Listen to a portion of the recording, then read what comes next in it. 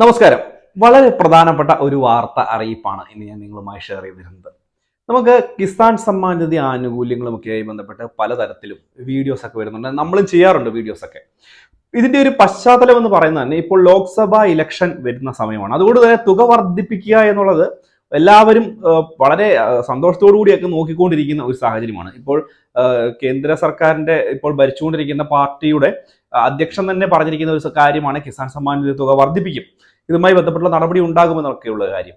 പക്ഷേ ഈ ഒരു തുകയൊക്കെ കിട്ടണമെന്നുണ്ടെങ്കിൽ ഈ ജനുവരി മാസം 31 നിങ്ങൾ ആരും മറക്കരുത്. വളരെ പ്രധാനപ്പെട്ട ചില കാര്യങ്ങൾ ചെയ്തു തീർക്കേണ്ട ഒരു സാഹചര്യമുണ്ട്.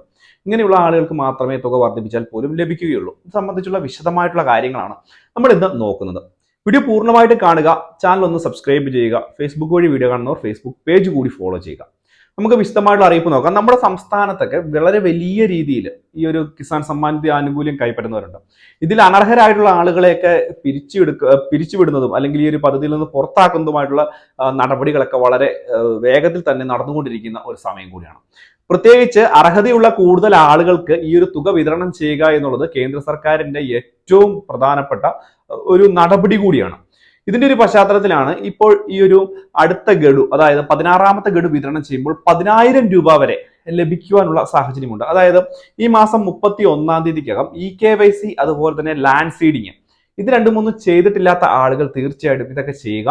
ഇത് പൂർത്തിയാക്കുന്നതോടുകൂടി നിങ്ങൾക്ക് ഏകദേശം 10,000 രൂപ വരെ ആയിരിക്കും നിങ്ങളുടെ ഈ ഒരു കിസാൻ സമ്മാൻ നിധി ആനുകൂല്യമായിട്ട് ലഭിക്കുക. അതായത് മുടങ്ങിക്കിടക്കുന്ന തുക ഉൾപ്പെടെയാണ് നിങ്ങൾക്ക് ലഭിക്കുക എന്നുള്ളൊരു കാര്യം. പല ആളുകൾക്കും ഇതുപോലെ തുക മുടങ്ങിപ്പോയിട്ട് ലഭിച്ചിട്ടുണ്ട്. പ്രത്യേകിച്ച് പല ആളുകളും നമ്മുടെ കമന്റ് ബോക്സിൽ തന്നെ പറയുന്നുണ്ട്. ഇങ്ങനെ കിട്ടിയിട്ടുള്ള ആളുകൾ ഒന്നുകൂടെ ഒന്ന് പറഞ്ഞേക്കുക, വീഡിയോയ്ക്ക് താഴെ കമന്റ് ബോക്സ് അറിയിക്കുക. കൂടാതെ നമ്മൾ മനസ്സിലാക്കേണ്ട കാര്യം, തുക ഈ ഒരു പദ്ധതിയിൽ നിന്ന് അറിയത്തില്ലാത്ത കാരണങ്ങൾ കാരണം പുറത്തു പോയിട്ടുള്ള ആളുകൾക്ക് വേണ്ടി പ്രത്യേകമായിട്ടുള്ള നടപടിയൊക്കെ ഉണ്ടായിട്ടുണ്ട്. ഈ ഒരു തുക കേന്ദ്ര സർക്കാർ നൽകുവാൻ കേന്ദ്ര സർക്കാരും തയ്യാറാണ്.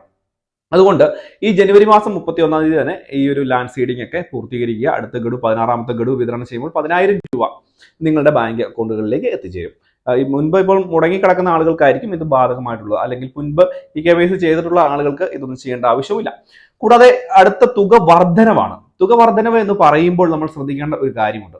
ഈ ഒരു പദ്ധതി പ്രകാരമുള്ള ആനുകൂല്യം വർദ്ധിപ്പിക്കേണ്ടത് കേന്ദ്ര സർക്കാരിന്റെ വലിയൊരു കാര്യം തന്നെയാണ്. പ്രത്യേകിച്ച് ഇലക്ഷനൊക്കെ വരുന്ന ഒരു സമയമായതുകൊണ്ട് തന്നെ. അതുകൊണ്ട് ഈ ഒരു കാര്യങ്ങൾ നമുക്ക് അർഹതയുള്ള ആളുകൾ ഈ ഒരു പദ്ധതി ആനുകൂല്യങ്ങൾ കൈപ്പറ്റിയെടുക്കണം.